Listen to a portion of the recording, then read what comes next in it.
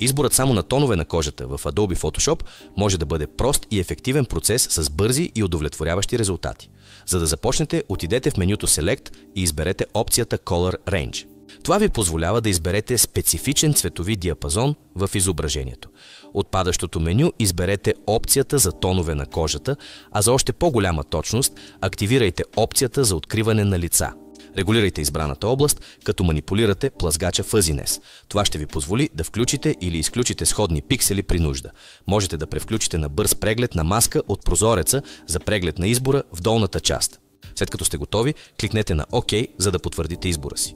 Важно е обаче да се отбележи, че оптималният метод за избор на тонове на кожата може да варира в зависимост от конкретното изображение и желаните резултати.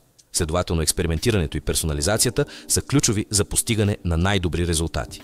А ако този съвет ви е бил полезен, последвайте канала за още полезни съвети в бъдеще. Успех и до нови срещи!